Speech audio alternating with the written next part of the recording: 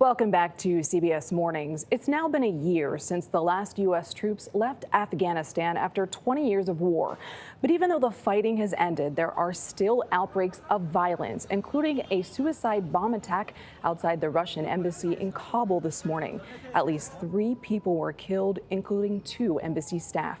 Our Imtiaz Tyab recently returned to the country and visited a village that was caught in the crossfire during the war. He met some of the Afghans who are struggling to recover from the conflict.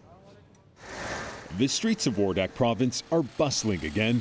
Less than an hour's drive from Kabul, this Taliban stronghold saw little of the progress and freedoms the capital did during the 2 decades of America's longest war.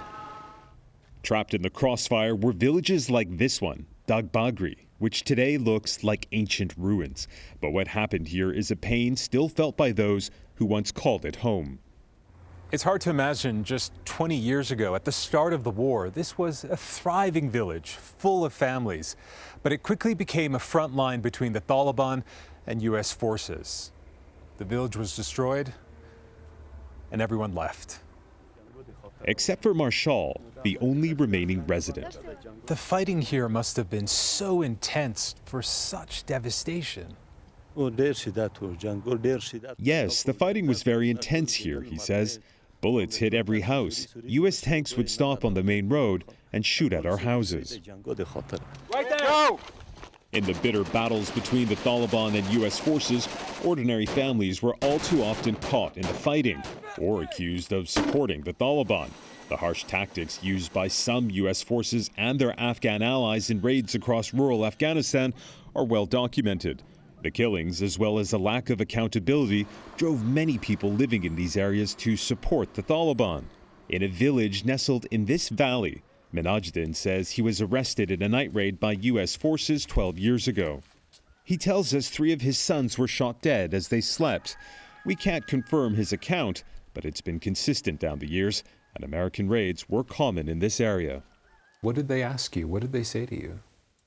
When the Americans arrested me that night, they asked where the Taliban were, he says. I told them I had no connections with them. I asked if they had any proof that I had met the Taliban, and they had no answer. So basically your sons were killed because of a mistake. They came to the wrong house. When they couldn't prove it, they started asking me why I didn't support the government more, he says. I kept asking, how should I cooperate more? Who do you blame for your son's killing? We blame Americans, he says. Why did they kill innocent people?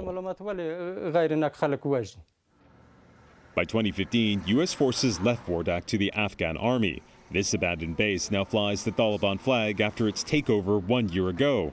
A remnant of the recent past that still haunts those who call this area home. For CBS Mornings, Imtiaz Tyab, Wardak Province, Afghanistan. Powerful reporting by Imtiaz Tyab.